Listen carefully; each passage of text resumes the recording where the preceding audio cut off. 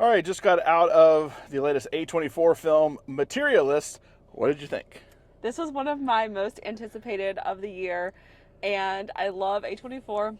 I love romantic comedies, especially since we haven't had any really good romantic comedies since, the 90s. I feel like that early 2000s, that was all the rage. I loved this movie. It exceeded my expectations. I wouldn't say it's exactly a romantic comedy.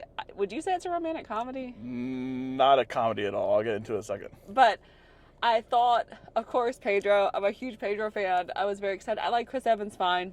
He was actually really good. I was probably the most surprised by him. He's very good in this film.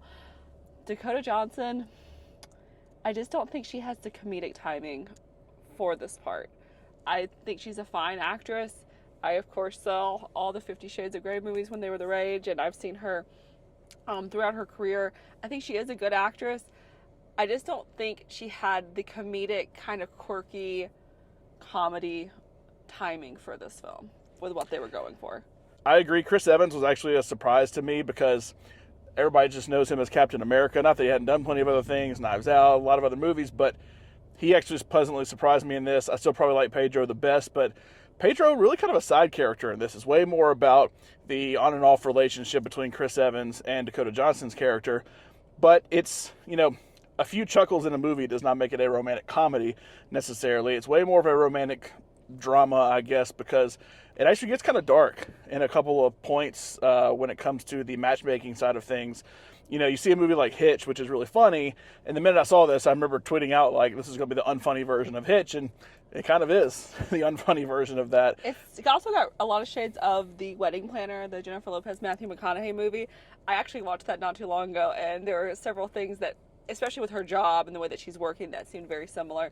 And I think they were kind of trying to play off that a little bit. I think they marketed it as a night with the voiceover, having the hot actors. I think they definitely marketed it towards that nostalgia of romantic comedies of the 90s. The soundtrack was great. I loved the soundtrack. Yeah, good soundtrack. The thing is, Celine Song and her husband, for that matter, they are married, aren't they? They are married. They're both masters of their craft. Absolutely.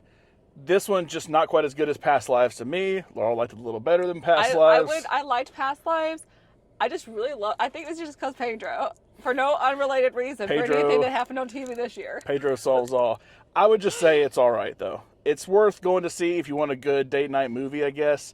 It does a lot of questioning about what love truly is and what marriage truly is and all those deep conversations, but just all right to me. Laurel gives it a lot more than that. I give it a 4 out of 5 Pedros. 4 out of 5 Pedro.